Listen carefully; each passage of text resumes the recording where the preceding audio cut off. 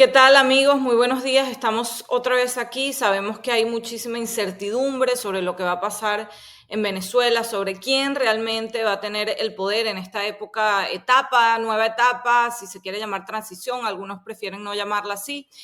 Hoy es el día, además de la presentación en la Corte Federal de Nueva York de Nicolás Maduro y de Cilia Flores, pero quiero invitar a dos personas muy afiladas que tienen análisis muy certeros y muy inteligentes sobre lo que podría venir luego de esta extracción de Estados Unidos a Nicolás Maduro.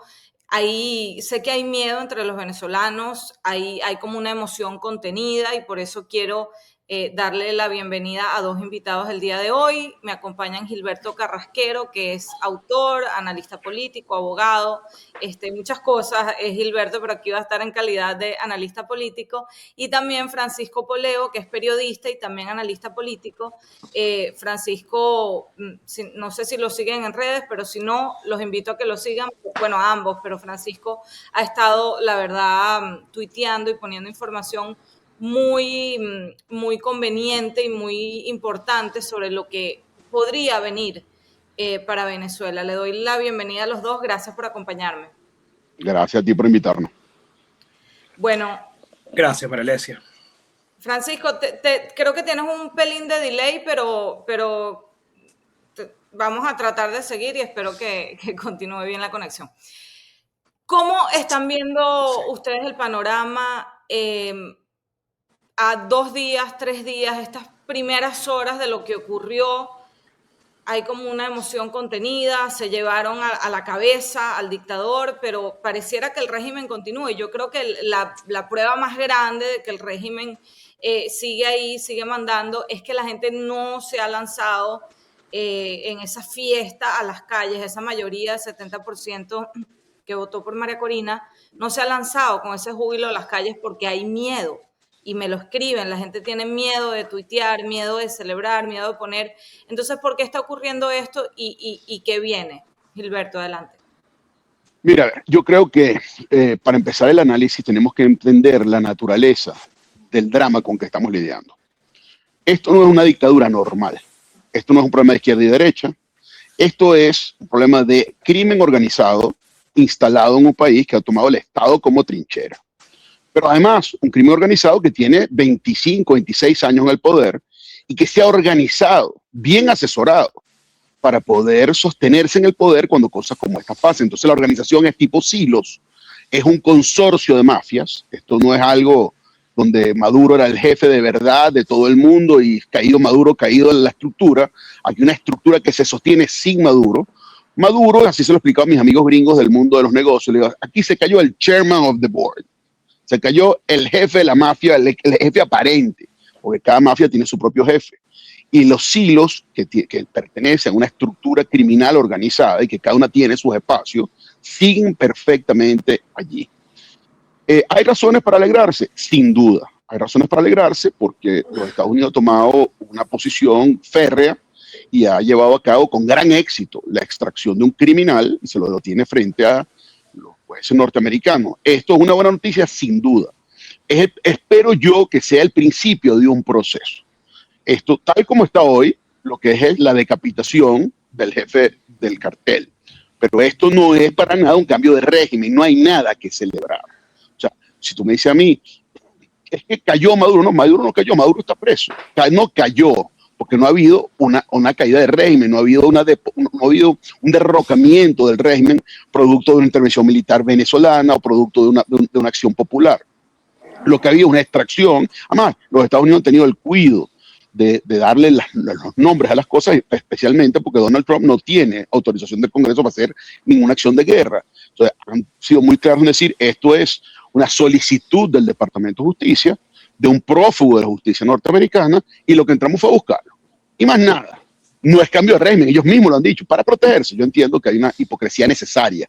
Sí, pero ese discurso puede ser para su base también. Pero entonces, a ver, el hecho de que haya habido esta extracción abre un proceso sin duda que es positivo y que obviamente lo que ocurrió después, que es la rueda de prensa de Donald Trump, a mí por lo menos me lleva a un espacio de gran preocupación. O sea, yo hubiera asumido que había una negociación tras bastidores, que esta extracción sucedida, iban a haber grandes cambios en Venezuela, iba a haber un gobierno de transición, realmente de transición, que yo entiendo que tiene que, el pragmatismo de la realidad nos obliga a entender que tendrán que participar personajes oscuros y personajes que hasta ahora han estado en el gobierno, pero estos son todos ellos. Aquí no hay ningún acuerdo, aquí no hay un acuerdo de gobernabilidad, aquí no hay ninguna declaración de principios alrededor de la restitución de la democracia, de los derechos humanos, del Estado de Derecho. No ha habido liberación de presos políticos y no ha habido ningún reconocimiento a la voluntad legítimamente expresada del pueblo venezolano de unos líderes que han sido electos en legitimidad absoluta y que el mundo tiene pruebas de ello. Entonces, yo veo con preocupación una decisión norteamericana donde se deja por ahora incólume el estamento criminal y además de eso dice que puede trabajar con Delcy Rodríguez, que Delcy es a gracious lady that will make Venezuela great again, y a mí me da la mala espina de pensar que pueda haber una suerte de acuerdo de, mira, está bien, sacamos a Maduro, tengo una suerte de solución gato-pardiana, yo puedo llamar esto una victoria ante el mundo norteamericano, pero al final, de verdad, que solo estén pendientes de sus propios intereses y que Delcy le haya dicho, yo a ustedes les entrego todo el petróleo, no se preocupen y dejen aquello como está. Eso sería lo peor que le puede pasar a Venezuela. Ahora, yo tengo la esperanza absoluta de que esto no suceda así. Después de oír a Marco Rubio ayer, me queda claro que él tiene muy claro que esto es un proceso, que están diciendo menos de lo que están haciendo y lo que está pasando no lo sabemos completo, que hay una determinación de que las cosas avancen, pero lo que vemos hoy es algo preocupante. La declaración de Donald Trump de we are running the place, estamos gerenciando, manejando el proceso, digamos, no respeta la dignidad venezolana, no respeta las leyes de derecho internacional, etcétera, etcétera. Entonces, yo creo que la posición en la que yo estoy hoy, que es muy parecida a la que he estado desde el principio, es cautelosísima positividad, optimismo. Yo creo que se abrió un proceso, creo que eso es bueno, no creo que el proceso está decantado y por ahora lo que vemos no es exactamente lo que aspiraríamos los venezolanos. Ahora, Francisco, tú tienes información muy buena, muy privilegiada, ¿no? Tienes fuentes muy buenas y así lo hemos visto estas últimas semanas, como todo lo que has publicado. Hablabas también de esa negociación con Delcy que aparentemente hubo con Estados Unidos. ¿Qué se sabe de esa negociación? No sé si, ¿qué se sabe de esa supuesta entrega de que Delcy habría entregado a Maduro? ¿Y cómo ves el panorama? Mira, claramente alguien de adentro los traicionó, alguien de adentro viene hablando desde hace tiempo y es más, es tan obvio que el propio Nicolásito ayer,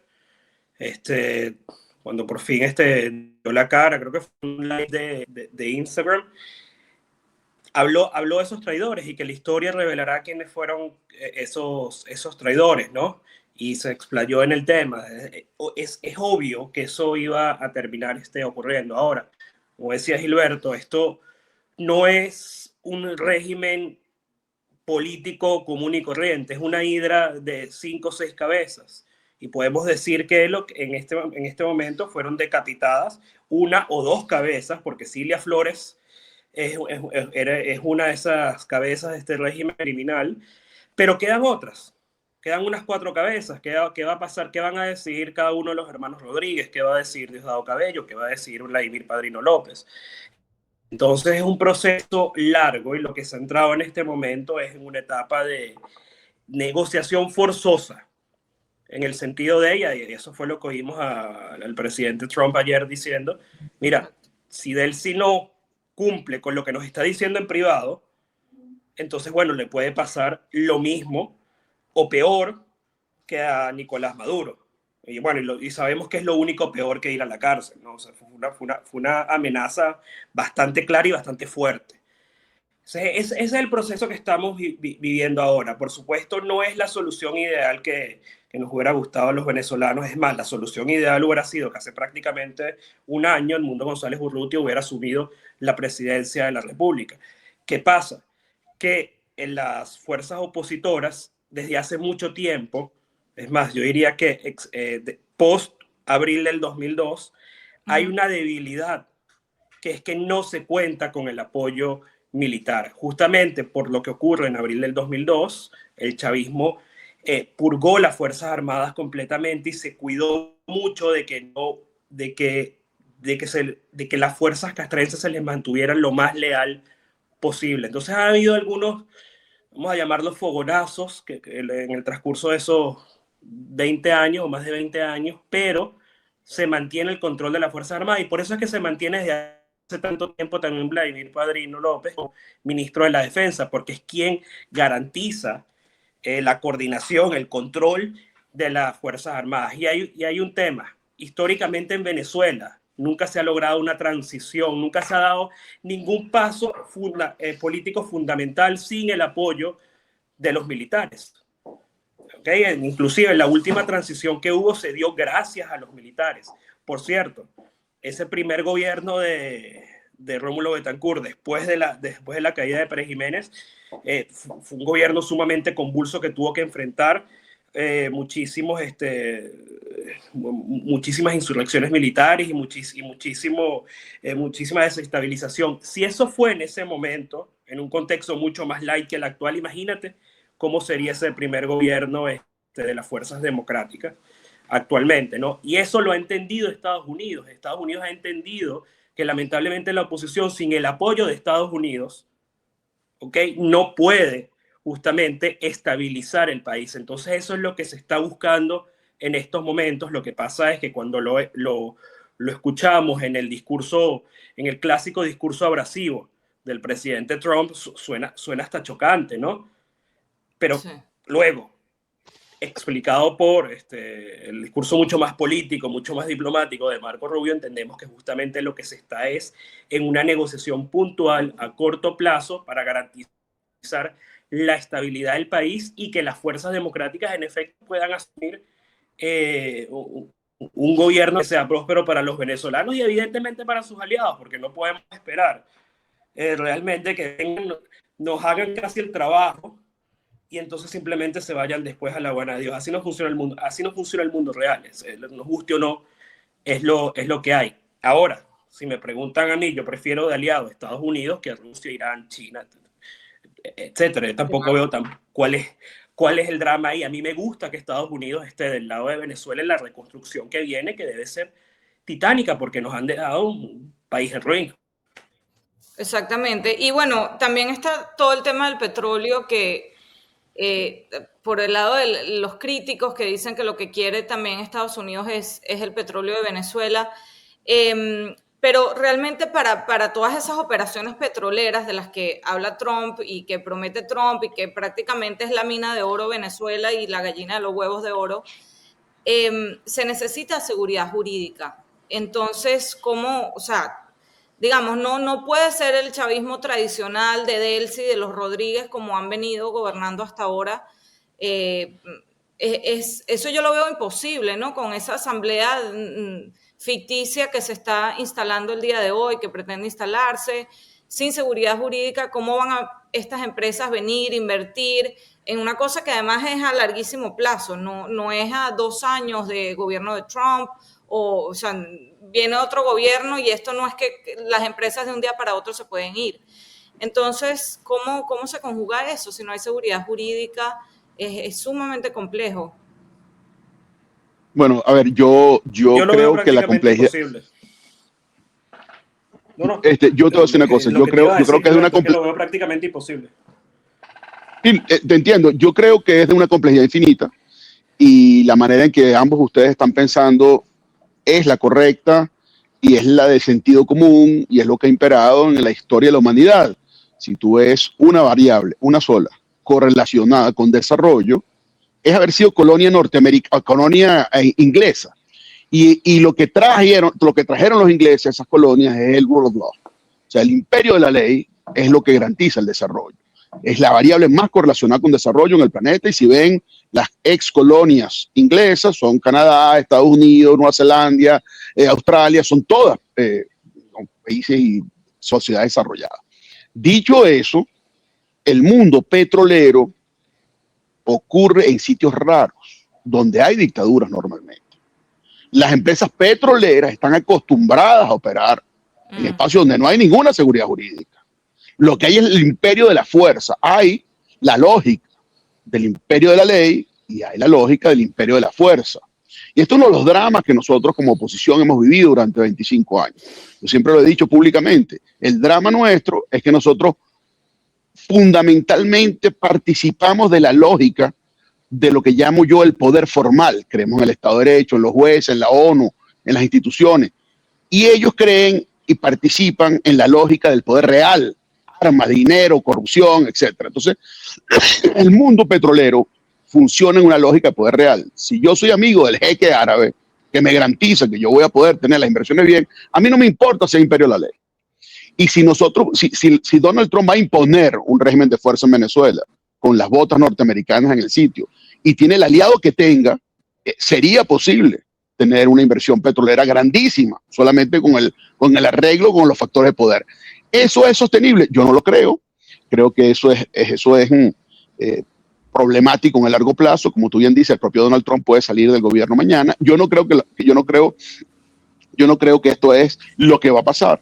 Pero sí creo que eso es posible. Y sí creo que, yo te voy a decir algo,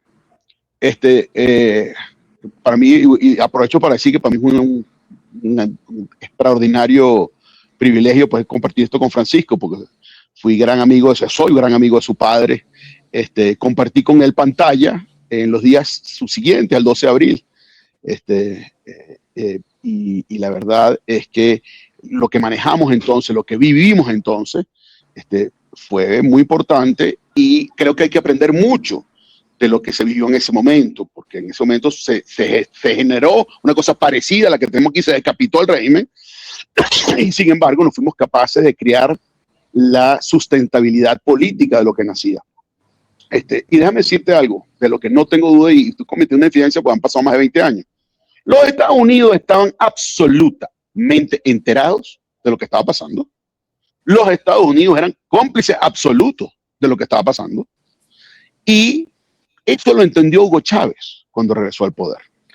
Y lo primero que hizo Hugo Chávez al regresar al poder fue llamar a los americanos y decirle qué necesitan para apoyarme. Y la respuesta fue petróleo, que es la de siempre.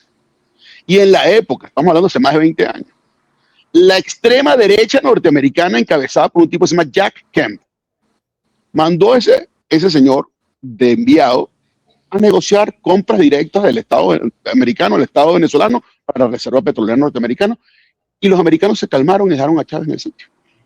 Entonces, los americanos funcionan por interés. El que crea que el gobierno americano está metido en esto para restituir la libertad, la democracia, los estados de derecho, los derechos de los venezolanos, la elección democrática americana, no entiende nada. Esto es real politics, y real politics is about interest.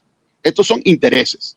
Los americanos quieren, uno, la seguridad geopolítica del continente, porque Venezuela claramente constituye una amenaza, su permisividad, su complicidad con los grandes ejes del mal globales, que es una de las cosas que también complejiza la situación. Esto no es unos ampones que tomaron el país y más nada, han jugado a la geopolítica brillantemente por años. Pero además, el tema petrolero, el tema de recursos, etc. Entonces tú tienes ahí una situación donde la real politics va a imperar, pero nosotros también tenemos que entender que es un proceso, que esto estoy de acuerdo con ustedes, con los dos, de que que ser socio de los Estados Unidos es mejor que ser socio de China, Irán, etcétera. No tengo ninguna duda.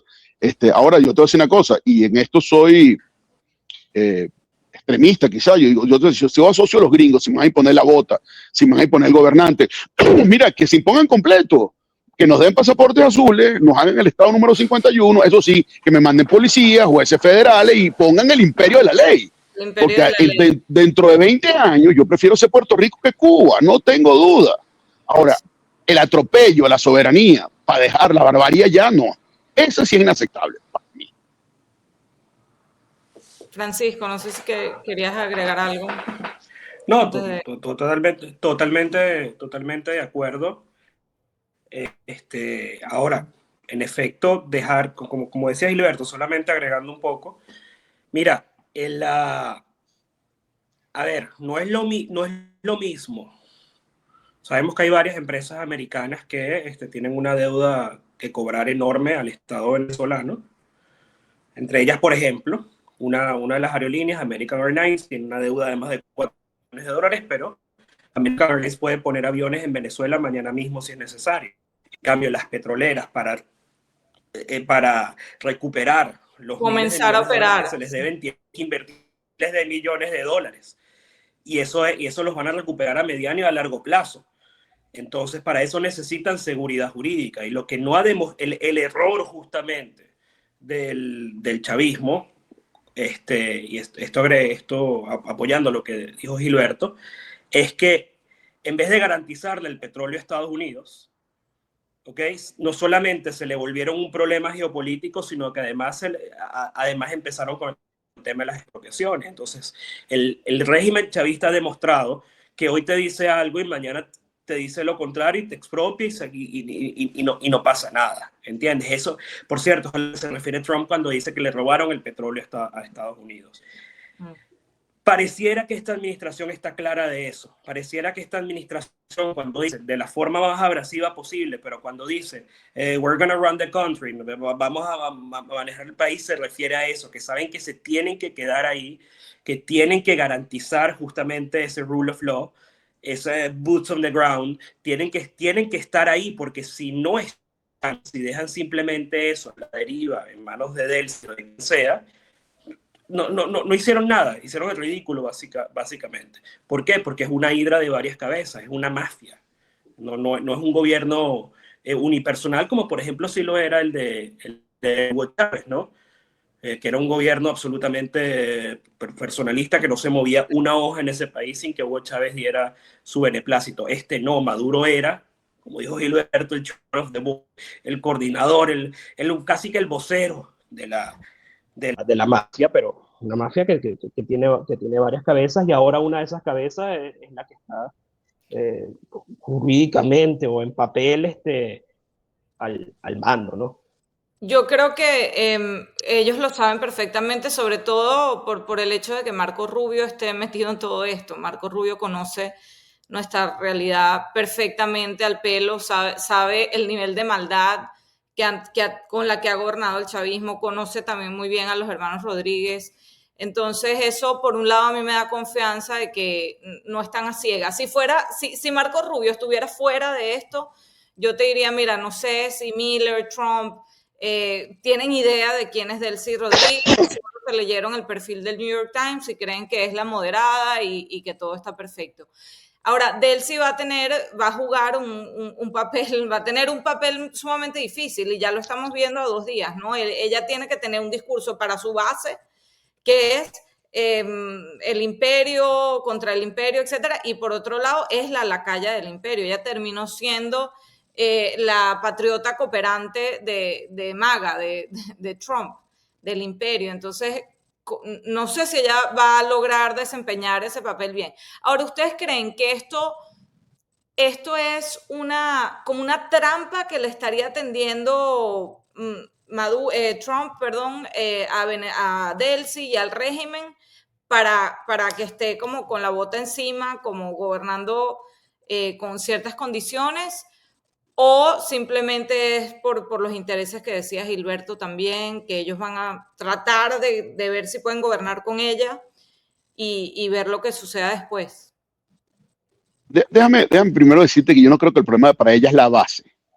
Para ella el problema es manejar a los aliados. O sea, el tema es qué le dice, o sea, si ella es la que lo entregó. Sí, a los militares. Menos que ella estuviera de acuerdo con Padrino y con Diosdado. Sí. Uno asume que con el hermano está de acuerdo. Entonces ella tiene que tener un discurso hipócrita adentro y no sabemos de qué tamaño es esa verdad de que la están manejando. Ella en apariencia es simplemente la que tomó el puesto de Maduro, tiene todo el apoyo de los que hasta ayer eran sus socios. Como bien dice Francisco, esto es un monstruo de 6 cabezas, y las 2 quedan 4, están cada una al frente de sus responsabilidades. Y yo creo que esto podría ser una eestrategia de crear desconfianza entre ellos, de crear un posible colapso entre ellos. Puede serlo, pero lo que también está claro es que si estuvieran manejando.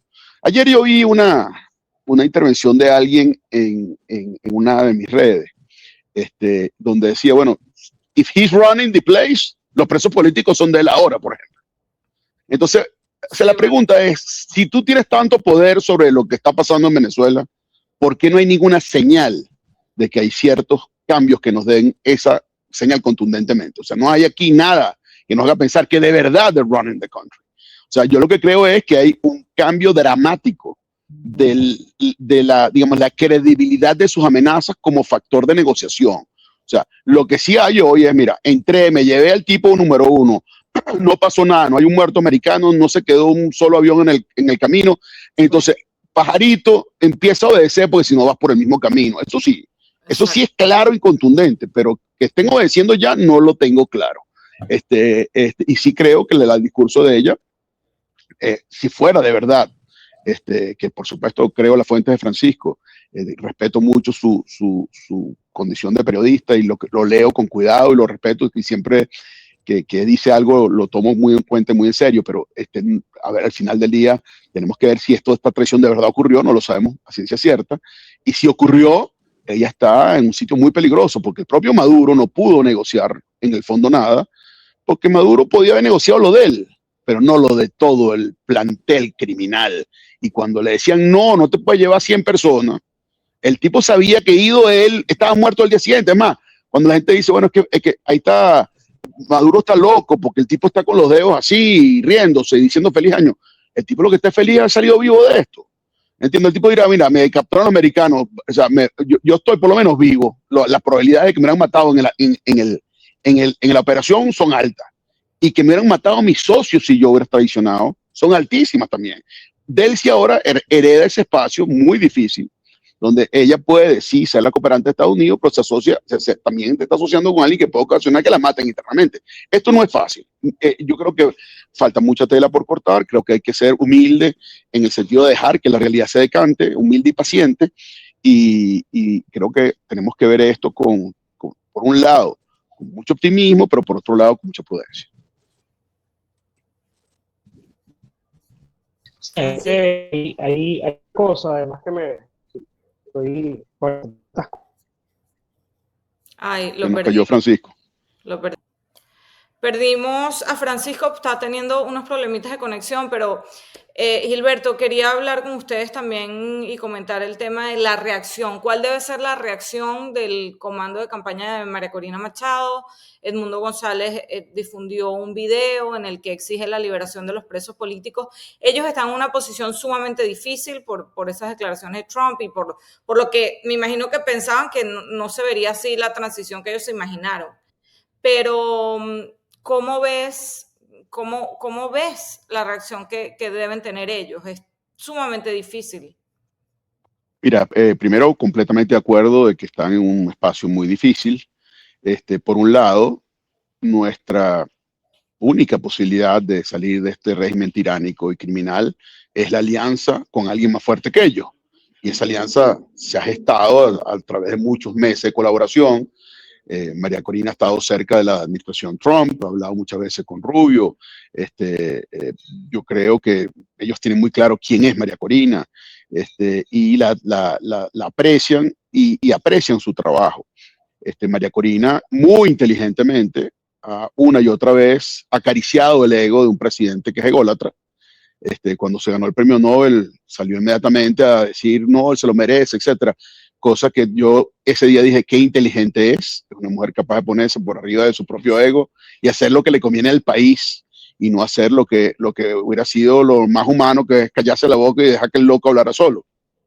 Dicho eso, ella, fíjate además que no es solo María Corina, sino que todo lo que se acerca a Donald Trump tiene que halagarlo. O sea, los discursos, la rueda de prensa de todos los secretarios eran lo genio que es Trump, lo corajudo que es Trump, etc. Entonces, Trump es un tipo que no acepta sino la adulación y el halago como método de intercambio. Entonces, hacer cualquier crítica, las críticas que yo me he dado el permiso de hacer en público, las que hice ayer en un post que tuvo más de 350,000 views, etcétera. Eso lo puedo hacer yo porque yo no tengo ninguna aspiración de poder, yo no soy miembro del comando de campaña de María Corina y yo no tengo nada que perder de que Trump me agarre rabia, pero María Corina no tiene ese lujo. Entonces la posición de ellos es la prudencia, sin duda. Ahora, ¿eso quiere decir que no deben de decir nada? No, yo creo que el silencio no es la mejor opción en este momento. Yo creo que se puede articular un discurso prudente, cautelosamente optimista. Además, el pueblo venezolano que eligió a María Corina, que eligió al mundo en nombre y por representación de María Corina, está esperando que su líder diga algo. Incluso cosas tan simples como no es el momento de celebrar, el resguárdense en su casa, hacer ver de que ella está, digamos, pendiente de su gente y jugando para un proceso que es mucho más complejo que lo que vemos. Está muy bien. Yo creo que Donald Trump la tiró debajo del autobús. Creo que no la rescató como una aliada pública. Eso tiene luz y sombra, en el sentido que en el largo plazo para María Corina eso es fantástico. O sea, lo último que quiere el electorado venezolano es ver a sus líderes como marionetas del imperio. Que Donald Trump se haya alejado de ella, hasta a veces he pensado, ¿será que es tan genio todo el mundo aquí que hicieron esto que es tan bueno para María Corina? En el largo plazo lo hicieron a propósito, no lo sé, porque Donald Trump es más bien descaradamente imprudente, pero bueno, en todo caso, yo sí creo que ya está en una posición difícil para opinar, hay que respetar su silencio, no es la opción que yo hubiera escogido, pero hasta ahora, si algo tenemos que decir María Corina, es que se ha manejado inteligentemente y hay que, digamos, darle el espacio para que ella haga lo que considera que es su próxima movida. En una transición de corto plazo, es perfectamente entendible que ella no aparezca, porque ella tiene la grande resistencia con quien ella ha luchado tantos años. La transición es una cosa y algún día esa transición tiene que llevarnos a un evento electoral supervisado por proveedores internacionales que garantice que la expresión del voto popular se traduzca en la asunción del poder de un presidente que realmente tiene el mandato popular. Ahí en ese momento, yo no tengo duda que si las elecciones fueran hoy, María Corina sería presidente, pero falta mucho para ese momento y ya veremos qué pasa aquí y allá. Sí, está definitivamente en una posición complicada. La gente tiene esa emoción contenida y no sabe cómo manejarla. No han podido quizás celebrar como se imaginaron que celebrarían el día que se llevaran a Maduro, pero como decías tú, no es que cayó, sino que lo sacaron.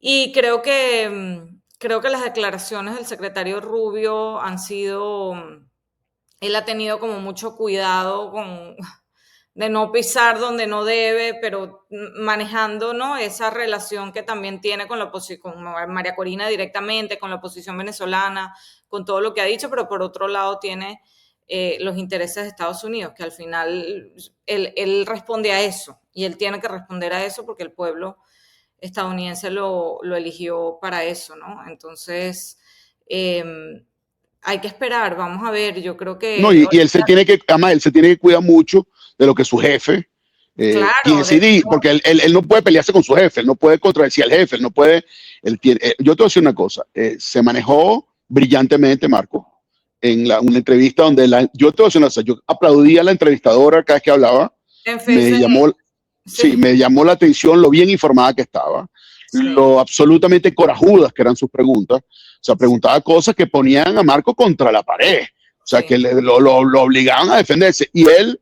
muy políticamente se manejó. Dijo en más de una ocasión, cosa que a mí me llena de esperanza, hay cosas que no voy a discutir en público.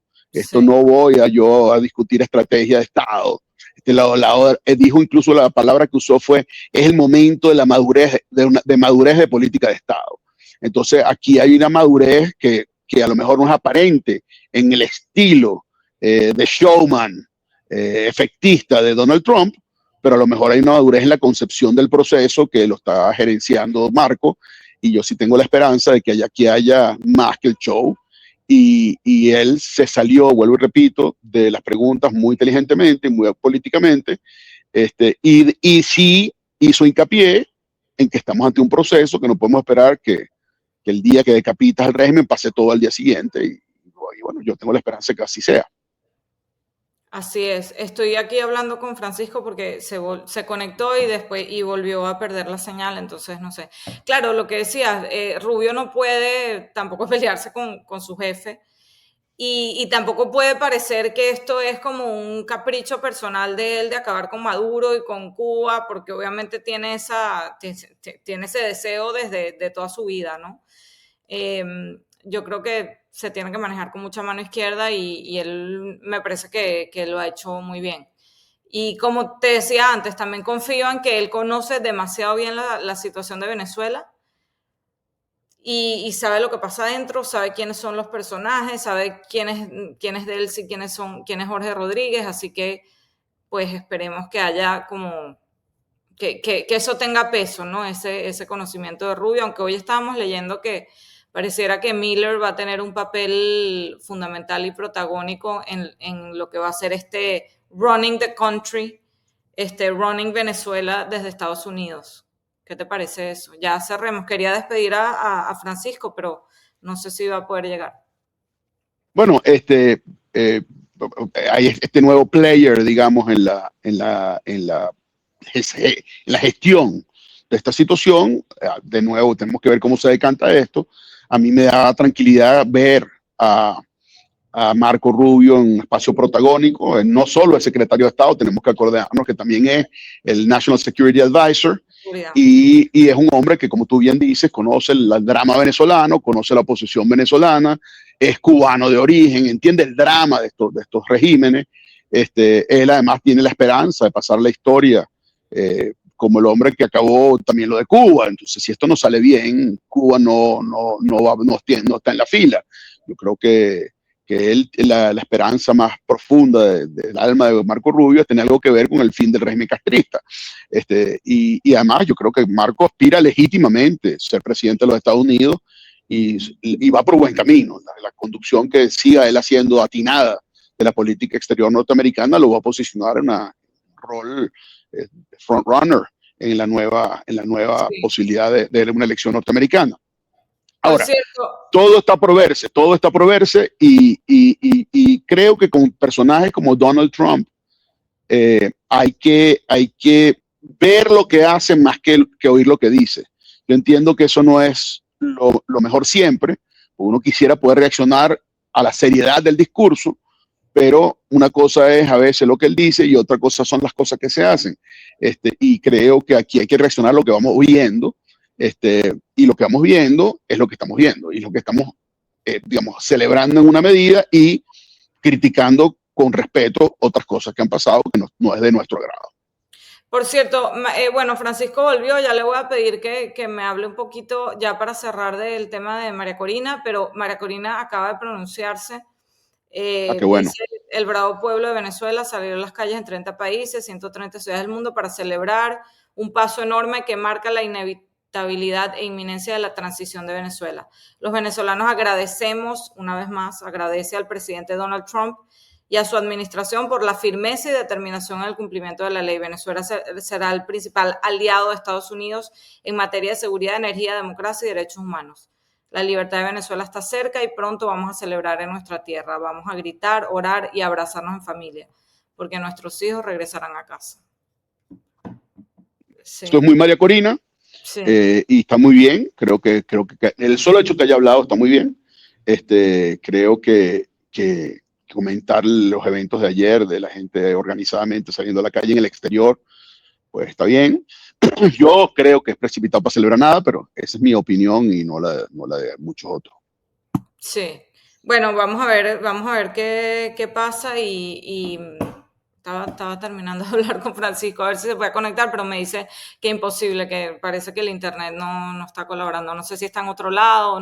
¿Será que está en Venezuela, chicas? ¿Será que está en Venezuela? Infiltrado. No creo que todavía. Por cierto, algunos equipos ayer de noticias sé que estuvieron retenidos en la frontera intentando entrar y todavía no pudieron. Un equipo de Chilevisión, también de Univisión, estuvieron retenidos por el SEBIN. Sé que hay muchísimos colegas periodistas que están tratando de entrar a través de Cúcuta y bueno, no ha sido posible. Así que bueno, eso todavía es como una prueba más de que esta gente sigue en el poder. No, bueno, vale, y yo tengo información de amigos muy cercanos que viven en distintas partes del país que el país está militarizado, que hay alcabalas múltiples, no solo de militares, incluso de colectivos. Entonces, de que esta gente sigue el poder no hay ninguna duda. De eso no tengamos ninguna duda. Que esto abre un proceso también es verdad. Pero ellos siguen el poder y en el control total del territorio de los militares, de las armas y del negocio criminal. Así es. Bueno, hoy me quedo con esa foto de Maduro en mono beige. No es anaranjado, pero es beige y estamos felices con que él, al menos por ese lado, se esté haciendo justicia. Gilberto, así es, y creo que tenemos que oye, y creo que debemos despedirnos después de 25 años, debemos despedirnos de este programa llenos de esperanza de que esto sea el principio del fin. Hemos estado en una lucha que nos ha costado todo a muchos, y que finalmente vemos grandes pasos. Yo tengo diciendo, María Alesia, no sé, 18 años, tengo diciendo esto nunca será por las buenas, esto va a requerir una invasión militar. Le hice un petition a la Casa Blanca en el 2017, levanté firma. O sea, yo no puedo no estar de acuerdo con esto porque es lo que siempre he pensado que tenía que pasar para que podamos restaurar la democracia y la libertad. Dicho eso, estamos en el principio de un proceso que tiene todavía que tomar un rumbo que nos acerque de verdad a la libertad y la democracia. Eso no ha sucedido y lo digo con prudencia. Así y con es. respeto a lo que está pasando. Así es. Y sí, sin duda, te acompaño en ese optimismo porque yo creo que es un cambio, o sea, es un cambio que puede incluso a ellos resquebrajarlos por dentro y que puede traer escenarios que todavía ni nos imaginamos. Así que es. con prudencia, pero también con optimismo de que lo que venga pueda ser positivo para la libertad y para lo que todos los venezolanos queremos. Un abrazo. Mi niño, muchas gracias. Gracias Oye, y siempre agradecido por tu rol, siempre inteligente y fantástico en darle voz a esta lucha y propagar ideas que nos ayudan al logro de los objetivos. Has tenido un rol protagónico y hermoso. Sé que además lo conjugas con el de ser mamá a tiempo completo, o sea que no es poca cosa ni es fácil. Así que primero mi felicitación y sobre todo mi agradecimiento como venezolano por tu compromiso con la causa. No, al revés, lo mismo, todo es mutuo, así que... Oye, y lamentablemente Francisco no está al aire, sí. pero sí quiero también subrayar el rol de Francisco, un periodista brillante, bien informado. La verdad es que yo... de una estirpe periodística. Absolutamente. Y te voy a decir algo, yo como venezolano me siento optimista sobre el futuro del país, sobre todo cuando veo jóvenes como ustedes, brillantes, formados y comprometidos. La lucha ha sido tan larga que los que empezamos esta lucha a lo mejor ni siquiera la terminamos. No, pero sí. vemos la generación de relevo de la lucha absolutamente comprometida, clara, formada, y eso nos tiene que llenar de esperanza a todos. A mí me llena de esperanza. Tú me lo has oído decir en otros espacios, así que lo reitero aquí públicamente. Gracias, Gilberto. Qué mensaje tan bonito y qué esperanzador. Y bueno, y las generaciones que vienen por debajo, porque ya a mí también se me pasó media vida en esto. A ti te pasó media vida y a mí ya también, así que bueno, ha sido largo. Pero a mí como 3/4, a mí como 3/4 ya. Porque hay unos veinteañeros que están fajados trabajando, que hemos conocido en el último año, que de verdad es una belleza y esa gente nació en dictadura, o sea, increíble. Sí. Bueno, mi niña, gracias por todo. Gracias. Saludos. A ti, un abrazo. Seguimos aquí pendientes de las noticias. Un abrazo. Chao, chao.